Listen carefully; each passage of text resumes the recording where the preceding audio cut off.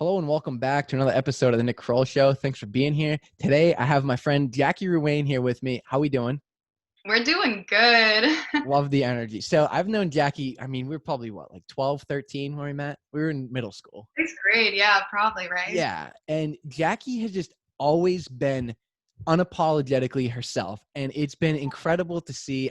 She's just got so much energy and she puts out who she is all the time. And I love and respect it so much. I wanted to have her on the show so she could talk about it, like just the mentality of it.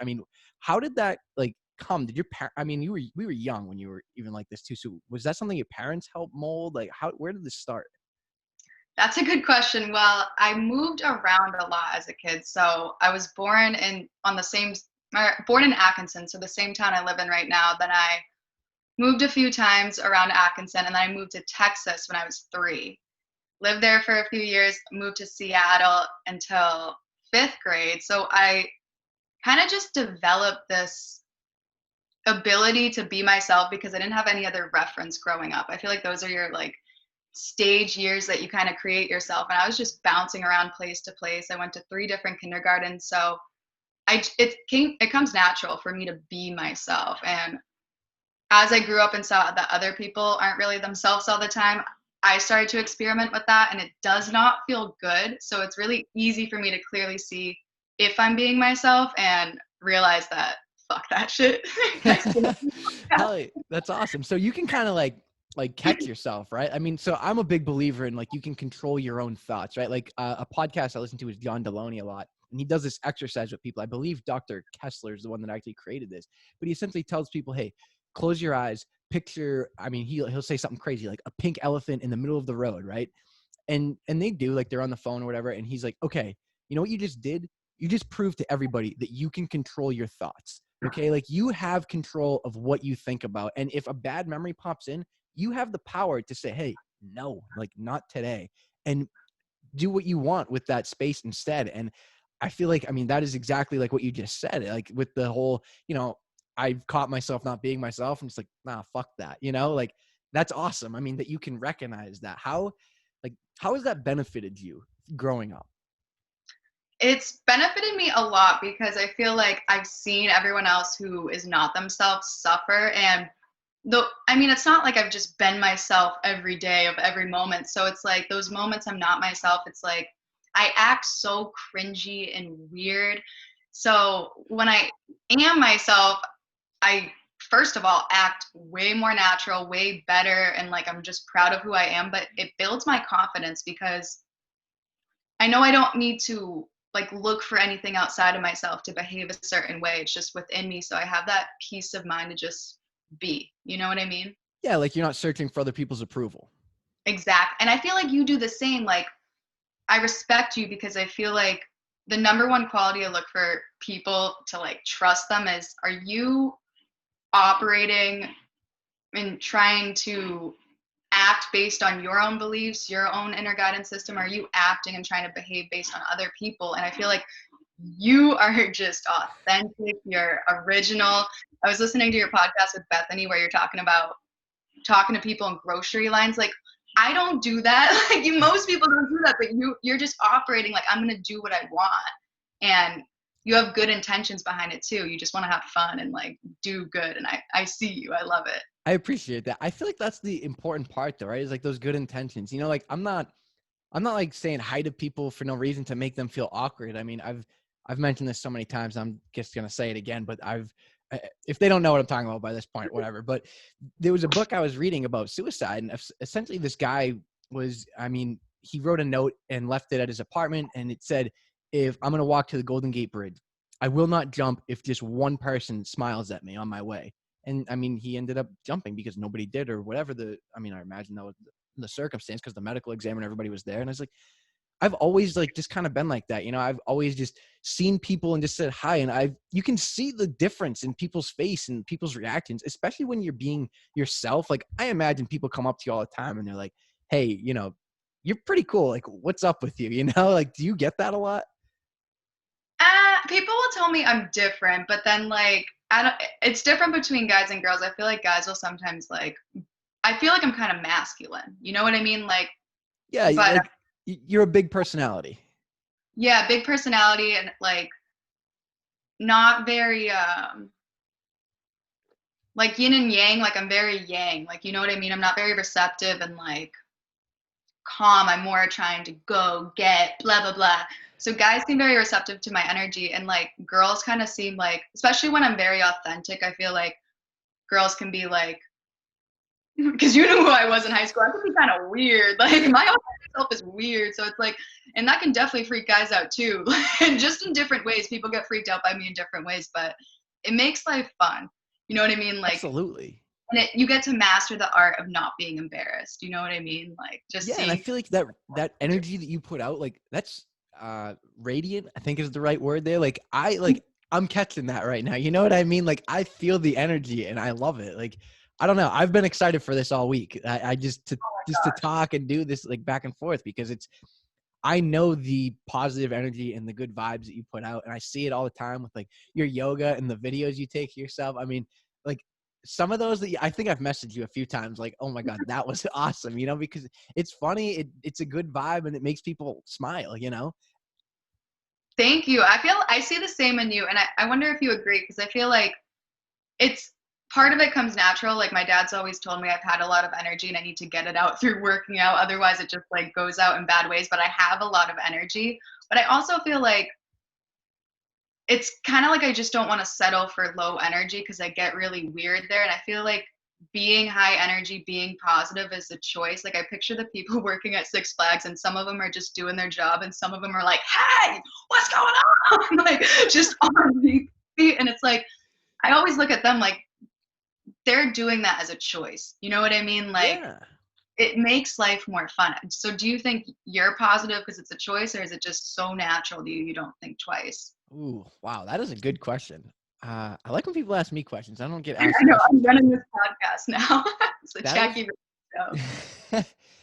Man, I don't know. I feel like at first, like I remember trying to change my mindset, right? Like I remember being really young, right? I mean, fifth or sixth grade, and like I would come home like upset about like hockey or something. Like I don't even remember what it would be, but I just remember my father just being like, "Who gives a shit? Like, get over it. Who cares? Why does it matter what anybody says or what anybody thinks or anything like this?" And I mean, like I just said earlier with the whole pink elephant thing, like you can control your thoughts. And I just remember crazy. I don't know if you remember, I don't know what classes you were in sixth grade, but Julie Beal, do you remember her class? Like she was like an English teacher, I believe. Heard of her. It wasn't in her class though. Okay, well, I just remember sitting in her class and I don't remember at all what was said to me, but I just remember thinking to myself, hey, who gives a shit? Like stop caring, and just saying it over and over. And eventually it just kind of like stuck and I just stopped caring like what other people think. And it was probably a little bit too much at one point. Like, I would just like really like say some things. I was probably like, I probably should reel it in a little bit, but I don't know. So I think at this point, yeah, it definitely comes natural now, but it didn't Mm, always. Like it was something I definitely had to kind of build up to. What about you? Is it natural now or is it? 100%. I agree with you because like I feel like I'm always trying to grow something in myself, and it's like right now I'm trying to get back to that part of me who's like just ruthlessly confident. You know what I mean? Like truly doesn't give a shit what people think, and I'm doing that mantra like don't give a fuck, don't give a fuck, and it is starting to just come more and more natural. But I had a good role model in my life too. My dad is just the Zen master. Like I saw a TikTok of some dad taking like a pizza on fire out of the oven and just completely calm, putting it outside. That is my dad to a T. He just doesn't get rattled, and he'll explain how he does those things. So I always had that to look at, and like I have other like people who I've seen in my life who get wicked rattled. So I understand it's a choice. So I think that was the first step, and then adopting it, and then it comes natural after a while. Yeah, I definitely believe that you can always change your mindset, right? Like someone asked a while ago, like what if you don't like who you are and you don't want to own that? Like, can you change? I was like, yeah, like change it. You know what I mean? Like you always have that ability in your mind to change how you're thinking, how you want to do things. I mean, it really is a choice. Like the episode I just recorded a couple days ago with somebody, we were talking about road rage and just how you choose to get mad at this guy. Like you don't have to, because I use the example of your friend, right? Like you're driving, someone cuts you off, you're pissed. Then you look up and you see it's your friend and it's funny now. Like, What? You were Wow. supposed to be so mad about that, but now it's your buddy, so it's okay? Like, it's a choice, right? Everything that we're talking about, it's all a mental choice. And if you can have someone cut you off, and if it's a certain person, it's okay. That just shows the act of someone cutting you off isn't what's getting you mad. It's like all the other thoughts of like, who do they think they are? Blah, blah, blah, blah. But like, and Yeah. you control that. And it goes to your pink elephant point. Like, if you are just in a negative rut, like, yeah, that's a habit and you have to rewire your brain, which takes work. But in this moment, you can think of a pink elephant, and that's better than being miserable. Like, Yeah, whatever it is you were pissed about. you know what I mean? Just like focus on a random thing. And that's definitely used in yoga too. It's like meditation. Meditation is when you put your mind on something and concentrate. I mean, that's one way to meditate. And you can do that with thinking about a pink elephant. For God's sake, who gives a shit? But it works. So tell me more about the yoga stuff, because I know you're really into yoga right now. Like, how has that helped you? Yoga is like there's many different types of yoga I do that just do different things. Right now, I'm practicing Kundalini yoga, and Are you it's going to the have to explain what that is? I yeah, don't have a clue. Kundalini yoga is I like to call it the weird yoga, but I'm sure Kundalini yogis are like, don't call it that. That's disrespectful. But it's like the yoga of awareness. It's energy. So I think when most people think of a yoga class, they think of stretching, breathing. But Kundalini, you could be like holding your arms and going for a half hour, legit a half hour, and being like, why are my arms on fire? I want to put them down. Fuck this teacher. But like the whole practice is you're choosing the breath. You're choosing to overcome, and think about how powerful that is to be doing something that sucks so bad for 30 minutes and just choosing to realizing you have that choice. You can choose the breath, and like by choosing the breath every second, you're rewiring your brain to do that. So Kundalini's been like really life-changing for me to just be able to handle discomfort. You know what I mean? I think that's huge in day-to-day life. Was there like a discomfort that you went through that led you to this? So yoga definitely was like the initial thing that started healing my discomfort. So I got into yoga because when I was in college, I was just at one of those rock bottom parts of my life. So you knew me in high school as someone who was just like, is it wrong to say I felt like I had my shit together? Maybe not senior year when I was showing up like just like high as shit, but like I'd say the rest of the years, like I come from a good family, like I don't have much to complain about, got good grades, normal human being. Yeah, I would. If I Not absolutely would say that you're someone that I was had your shit together. but I was, you know what I mean? Like I had some weird stuff about me, but like I meant no harm. Like people would trust me, I feel. Yeah, Teachers like absolutely. I mean, I did.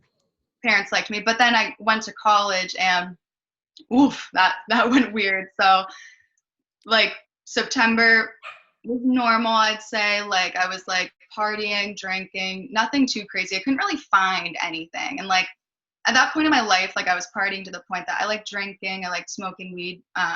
And I would experiment with pills. I would experiment with shrooms or whatever. But like nothing really. I think I tried cocaine at that point. Just wasn't that big of a fan. I liked Adderall, but it was like, what? I'm not gonna do Adderall every fucking day. Like, yeah, like I said, I was normal. Like I just did those drugs sometimes in high school, like a normal person. No, but then so in college, I started like looking for drugs because I really wasn't liking the people at school. I thought college was gonna be like Project X, and I went to High Point University. This is a great representation of my school, like me being like drugs, but like it actually wasn't like that. It was a very strict school, like so, and I really didn't like the people there. It was very I felt like people were.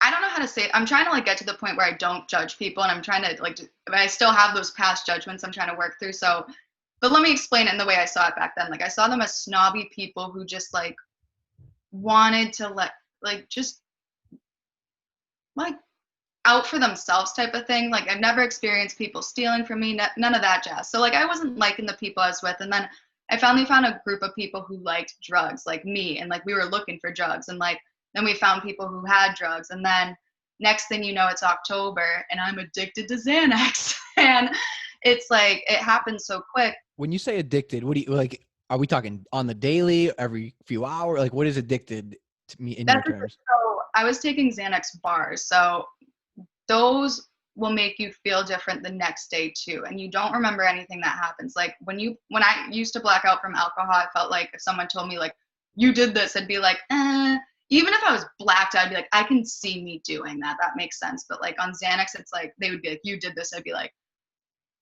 what?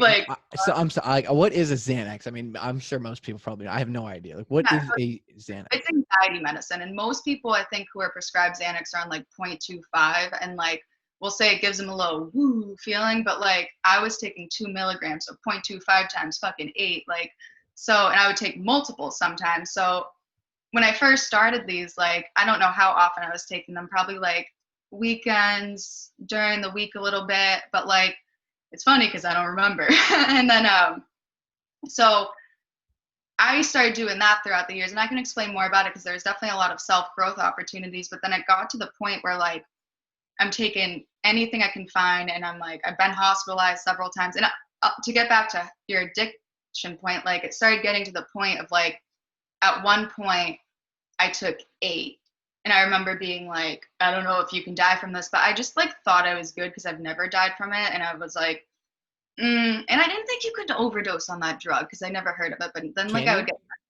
I remember one of my friends text me being like, she said, you know her, like she's such a sweetheart, Erica Johnson. She's like, just so you know, like my friends were scared of me. They're like, what is she doing down there? She's like, they're like, just so you know, I heard someone overdose on Xanax, so please be careful. And I'm like, ah.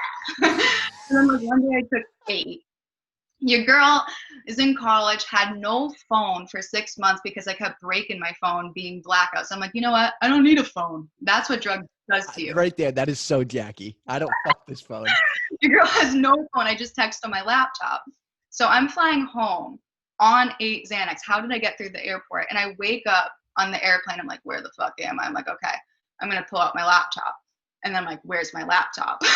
And then I'm like, oh my God, I think I left it. I didn't realize, but the only thing that makes sense, because I called every part of the airport for weeks, I must have left it in the, like the x-ray part of the airport and just dipped out instead of taking it out of the bucket like an idiot.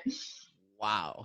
So then like those, like I said, if you take 1, you feel it the next day. I took 8, so I'm feeling it weird. Like I passed out at the Apple store when I came home. I had to be like, I don't know if that's from the Xanax. I asked them and they're like, no. But I'm like, bro, I swear it is because I don't pass out ever. And so like just all this like horrible stuff, like embarrassing stuff happened. Like worse stuff than that that's more embarrassing than passing out at the Apple store. But then eventually I got to the point that I'm like, okay, I need to stop because the panic attacks you get from withdrawing off an anxiety medicine makes you feel like you're dying. And like I've experienced panic attacks from not being on drugs that I thought I was dying, but I'm like, I could be dying because I'm withdrawing off the drugs. I don't know how this works. So it's like going through that more than once was just too much. I went through that probably 5 times, like just pacing around my room like a freaking, I don't know if crackhead's an offensive word, but like, I don't know if it's an offensive word, I'll think of a new word. You let me know, podcast listeners. But like a crackhead, just like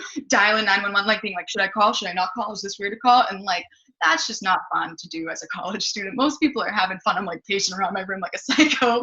So then I got to the point where I'm like, I'm going to try to get off drugs. And at the time I was dating a guy who, he was way more addicted to drugs than me. Like, we can go into my experience with him because I learned a lot from him, but like he was a drug addict. Like he did drugs that I was too afraid to try. I would do everything except for like heroin, meth, crack. I mean, I remember being like, maybe I would do crack, but I never did crack. So shout out to old me. like never did like that type of stuff. And he like would try heroin. So he was like really into the drug and he got through it. And like, so seeing him being able to get through, I'm like, okay, I can get through it. And then he ended up getting get through what? Sorry, get through what? He got through his drug addiction, and like he had a way worse addiction than I did. And this was the guy I was dating. Awesome.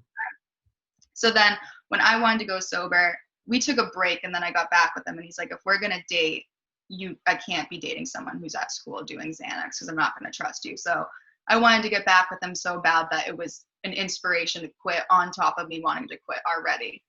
And then so I quit, and then I started to like just try to party other ways by like drinking alcohol, and I had such a sensitive stomach that alcohol just wasn't doing it for me. So I wasn't really liking it. And then my birthday was coming up and I was probably like, didn't do drugs for 2 months. So I asked my boyfriend, like, can I just do drugs one last time for my birthday? And he's like, sure.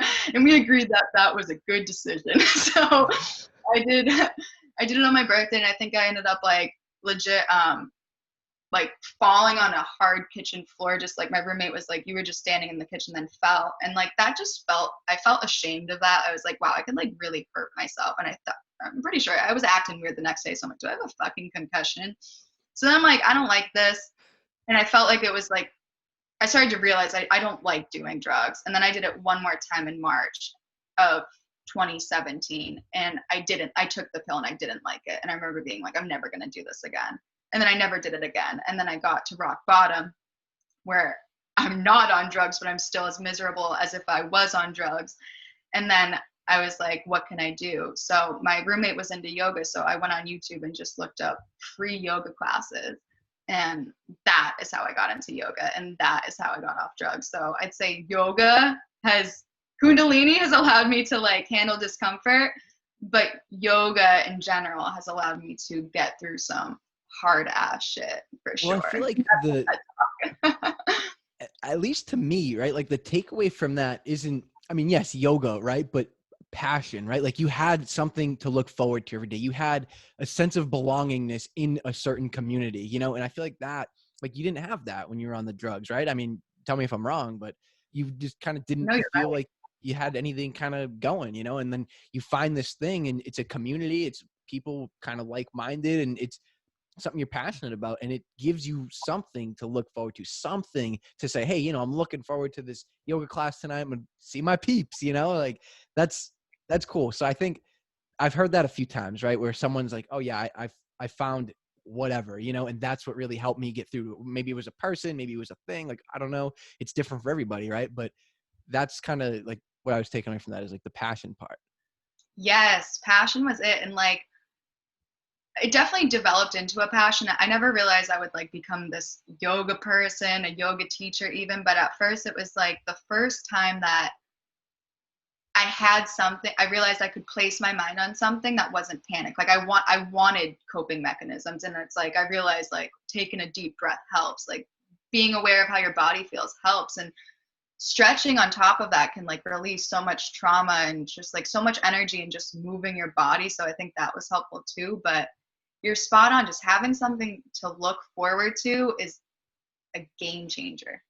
Yeah, that book I'm reading about suicide, like it's one of the best like books of Why People Die by Suicide. Thomas Joyner's the author. Highly recommend it to anybody like interested in mental health or anything like that. But the biggest point that he tries to make is that sense of belongingness, right? Like that sense of I don't feel like I belong. I don't have like or burdensomeness, right? Like feeling like you're a burden on other Mm. people are like two major things that really coincide with suicide, and like those are two like the two reasons why people essentially commit suicide is because of things like that. Like they don't feel like they belong, or they're just a burden on everybody else. And that's so sad to like think that somebody feels that way, right? Because I feel like, you know, you lose somebody and everybody's like, oh, like we love them. Like then fucking tell them you love them. You know what I mean? Like I mean, that's another whole topic. I mean, weigh in if you want to weigh in on that, but it's one of those things. It's like, all right, go for it. So first of all, that I meant to mention it earlier. When you shared that suicide post, like I legit cried and like told my parents that. I'm like, so you smile at people, you see you tomorrow, and they're like, what? Like, okay, like, but it's so true. And like the burdensome thing, like I can relate to that heavy, and I feel like I think they say that I forget what it is, but like there's two things that lead to drug addiction too. But like I feel like burdensome is definitely like related to that. It's just like, and people don't say how they feel to each other enough because it is kind of uncomfortable. And like I think if I went downstairs and told my like Boston parents who grew up in Boston who aren't like that they're affectionate, like they're good parents, but like I don't go down and be like, I love you guys so much. Like, but if I really did that, I think they'd be kind of freaked out and be like, are you okay? Like, you know what I mean? Those people. So it's kind of all about normalizing Yeah. being real, telling people how you feel because it's important. Like, you know what I mean? Yeah, I totally agree. Like it's so frustrating to me that like we can't, especially like guys. I feel like this is way harder for guys to do than girls to do. maybe I'm wrong there, but from what I see, it seems like guys have a way harder time saying how they feel. And like the only emotion that a guy's allowed to feel is like angry and tough. Like, fuck out of here. You know what I mean? Like, I think the guy that will cry because he lost somebody or something tragic happened is way tougher than the guy that, I don't know, doesn't ever show emotion. You know what I mean? It just shows you, oh, I'm angry about this. All right, man, cool. Like, 1,000%. Like, I'll say that to people all day long, because it's like, I remember this girl, my yoga teacher training, she cried all the time. Anytime she felt something, like, and it showed me how many times I felt like crying, but I don't. Like, even like when you share a nice story, I'm like, oh, that I could cry right now, but I'm like, don't. Like, you know what I mean? Like, there's those subconscious thoughts, but she would cry seriously 20 times a day. And she was going through stuff too on top of that, but she would cry over beautiful stuff. She'd cry over good moments. And like, she was unapologetic about it. And that was the first person who I've ever seen cry who genuinely did not apologize for taking up time, taking up people's like energy. And like, that's so powerful. And I remember I try to do that and I legit cannot. You know what I mean? I'll be like, I want to, in a yoga class, I'm like, wow, I could cry right now. But I'm like, don't, people will hear you. And that's a sign of weakness. You know what I mean? It's so powerful to just let yourself cry and not give a shit. yeah, just kind of allowing yourself to be vulnerable, right? I mean, I feel like everybody, it sucks to put yourself out there and be vulnerable because then obviously you can be hurt, right? But I feel like you have to give society that chance, you know, because most of the time people kind of want to help. Like, it may not seem that way, but I'm a believer that everybody has some good in them. Don't get me wrong, there's some scumbags that we could do without, but I think the vast majority of people really just want to help other people. They just don't know how, and it's because we don't allow ourselves to be vulnerable. We don't put our problems out there. And I'm not saying like, hey, go run around and tell every fucking stranger you meet or see like what's going on in your life, but I don't know, talk to people, you know, give people the chance, you know. I don't know. What do you Yeah, think? I was actually listening to Brene Brown's TED Talk on vulnerability today, and she was saying that, or I think before I was listening to that, I was listening to someone talking about her TED Talk, and she was saying that Brene Brown decided to do this TED Talk differently than her usual talks, and she wanted to get vulnerable on stage. And her deciding to do that allowed her TED Talk to get a lot of views because she felt free doing the TED Talk. So I think that comes to connection too, because I think connection really is what we're looking for. And if you don't feel connection, there's going to be some discord in your life. So if you're not being vulnerable, you're not getting pure connection. There's always going to be some craving, you know? Yeah, I want to like kind of plug in a couple words there because I agree with what you're saying, but I think it's when you're authentic, right? People see that and people like real. You know, I mean, I couldn't tell you like if there's a problem or whatever, like I some way somehow know somebody for that. You know what I mean? Like like whatever it is, I know a guy for that. Like I'm just, and my parents, my wife, like how do you know all these people? Like, I don't know. Like I'm just me and I talk to everybody, and you just like when I talk to somebody, right? I get to know them because I let them get to know me. So they tell me about them and I know, oh, hey, like this is what this guy used to do 10 years ago. Like I bet he'd be really good if we ever need it. And people do like want to like help out. You know, I saw this thing one time of, it was like one of those like posts that was obviously typed up and written out and like probably not even real, but it hit me because it made sense. And it was like, you know, it was like a daughter asking her mother, like, how come you ask the neighbors for sugar when we have sugar right here? And the mother was like, well, because then like we have more than them, right? And we want them to be able to feel like they can come ask us for a favor too once in a while. Not, and you know, asking them for sugar is a very small burden to put on them, but when they need something they can ask us. And it's kind of putting yourself out there for that, like, hey, you know, let's help each other, let's be a community, compared to just fuck off, I'll just call some, like, you know what I mean? Like, I have a lot of that fuck off attitude, and I'm working on that because I feel like I I'm starting to be like in the yoga community. I'm meeting people who are very loving and are very like people who. I love that sugar example because it's like, and I love all the things you do too because I feel like that's loving and that's courageous. And I think people don't do that because, I mean, the reason why I don't do it is because I think I have a lot of self-doubt that people actually want to connect with me. I assume that people are just as afraid of connection as I am, and that they're not going to want it, so I don't bother.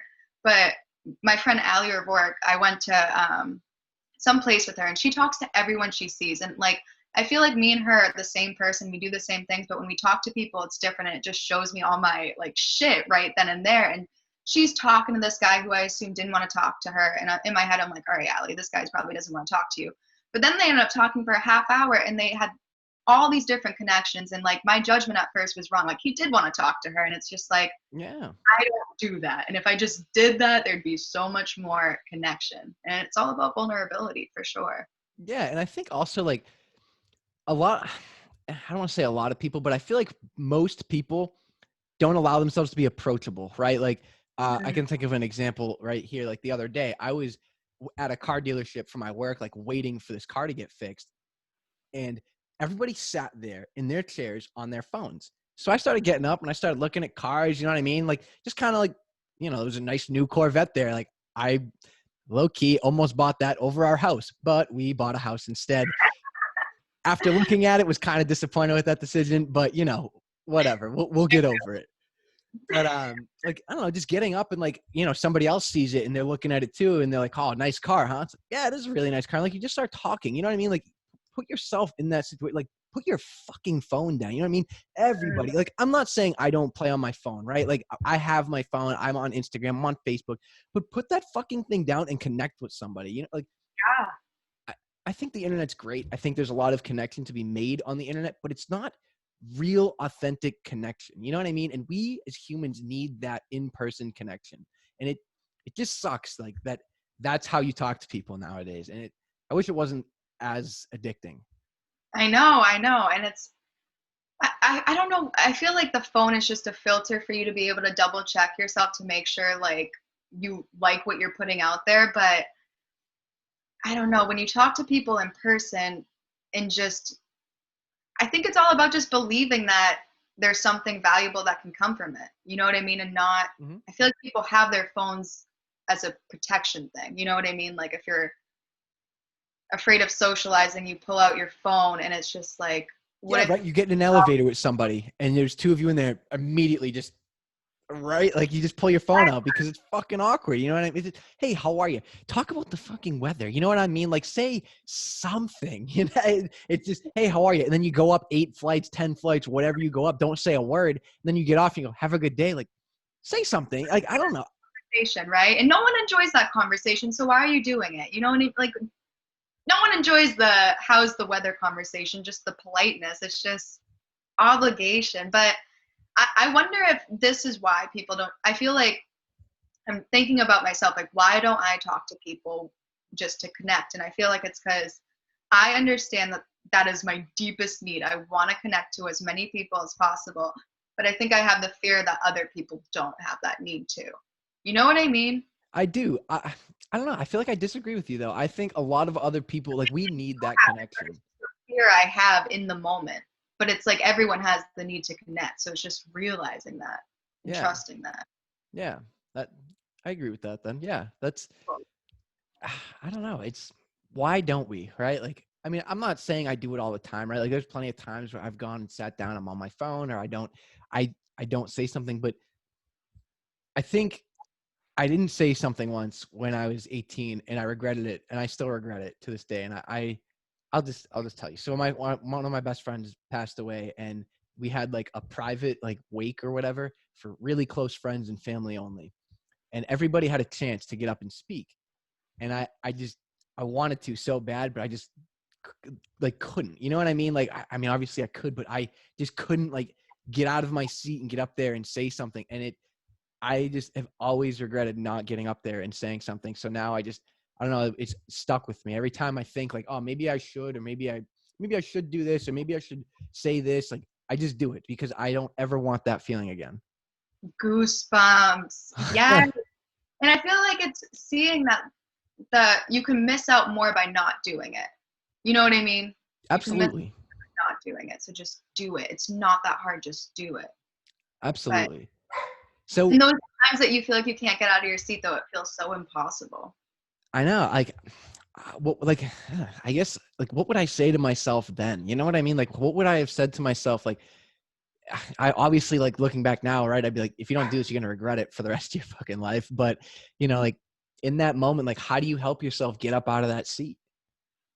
Yeah, it's like your body's in a fight or flight type of thing and you need to get it out of it, but it's so hard to make that shift, especially when you're at a goddamn private wake. Like, you Yeah. know what I mean? Like that's tough. But Yeah. yeah. I think that, now that I think about it, like, I feel like that plays into a lot of what I say already, right? Like the instant gratification, like in that moment, right? Instantly, it's very scary and it's very hard to do. And it feels a little bit better to just stay in your seat. But in the Mm. end and in the long run, you're going to feel so much better if you would have just got up and said something.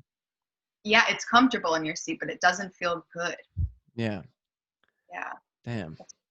Wait, tell me a little bit more about your yoga stuff. Like, you're instructing now and stuff. I mean, wicked big subject change right there, but I definitely wanted to talk about this. I wanted to give you the chance to talk about this. So, like, give me a little more about your yoga stuff. Like, what got you into, like, teaching? Just that passion and wanting to keep going? Yeah. So that's funny that we keep talking about passion because I've never had a passion. And I think that could be secondary to connection, that you need to have something that you can do for a career that doesn't feel like work. I couldn't And agree more. And if not a career, then you need a hobby. yeah, yeah. And I mean, I thought sales was that for me, and it never felt like that. But I'm like, I can talk on the phone. I like talking to people, but every time I want to be someone who likes that. Like, you ever see those really cool sales guys who are just like really good? Like, I want to be that, but I'm awkward. I fucking know. So it's like I'm constantly stoned. Like, I'm not Grant Cardone, but so I kept trying to force the sales thing, and then when I got into yoga, I was like, I started getting good at yoga. Like, and by good at yoga, you can't be good at yoga, but to me, I've never been good at anything, any sport, anything.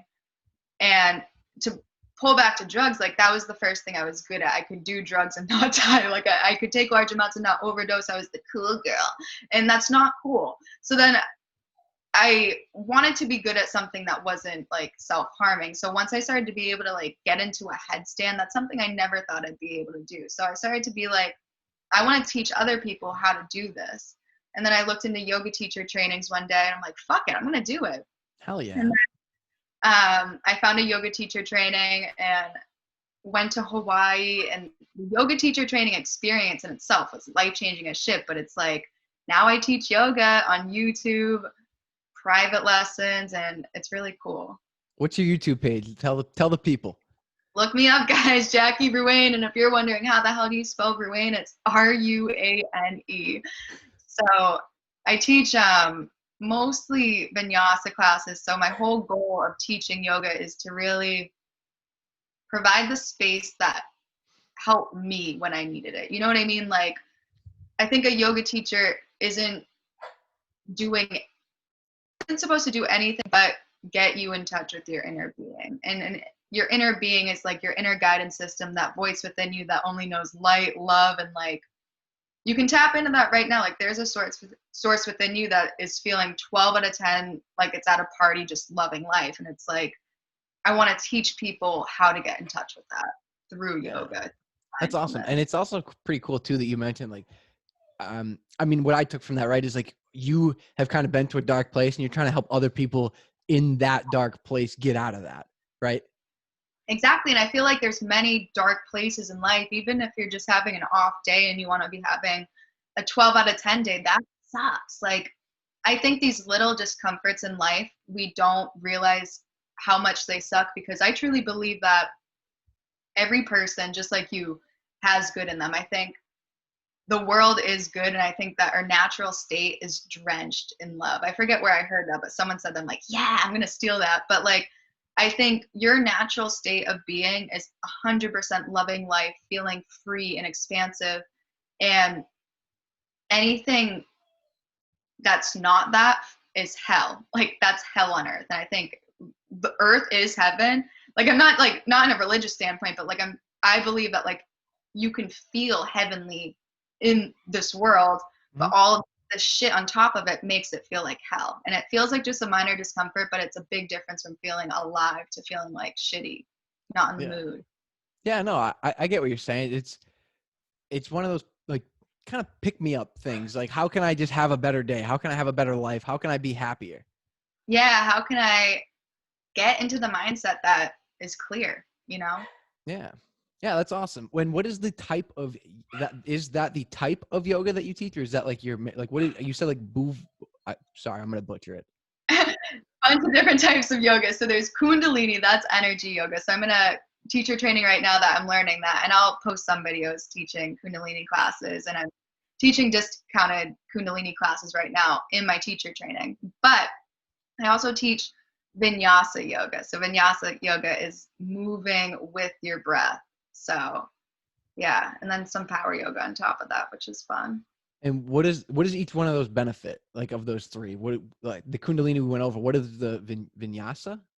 Yeah, so Vinyasa, I'd say that's your generic yoga class, and linking your breath to your body is kind of like deciding you want to change your thoughts. Like when you were talking about the pink elephant, I kind of thought about Tony Robbins. He has this exercise where it's like lift your arms up and down vigorously for a minute. Like if you're listening to this, legit do it. And even start going like, ah, like just start feeling alive. Like change your state by moving faster. And it's like you can change your state by moving in certain ways.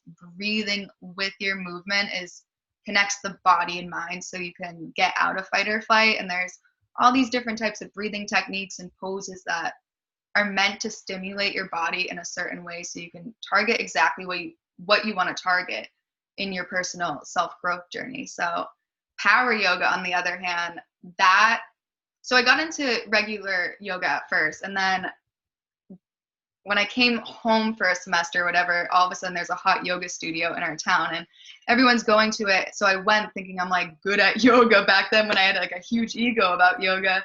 And then I got my ass kicked and it was like freaking push up in a 100-degree room. And I'm like, oh my gosh, this is intense. But you cannot be out of the present moment when you're doing more push-ups than you want to be doing. You know what I mean? Like when you're really challenged. So I think the benefit of power yoga is showing yourself what you're capable of and just getting out of your way by moving vigorously. Yeah. And I bet you can relate to that with working out. It's like, Yep. I was just gonna tie that in right now because there's been so many times working out where I'm gonna give you two quotes right now. One is whether you think you can or you think you can't, you're right. Essentially, it's so mental. And the other is we only operate half of what we ought to be. Like we as humans only really operate at like half of our full potential all the time. And I remember, so I guess the best example of this, right, was deadlifting one day. It was my best friend's birthday. He's been passed away for 5 years at the time when I did this. And I had never deadlifted 500 pounds before. And I mean, really never even like close. It was like 465-ish. And that is pretty far off. Like when you're going for a 1 rep max, like really pushing yourself.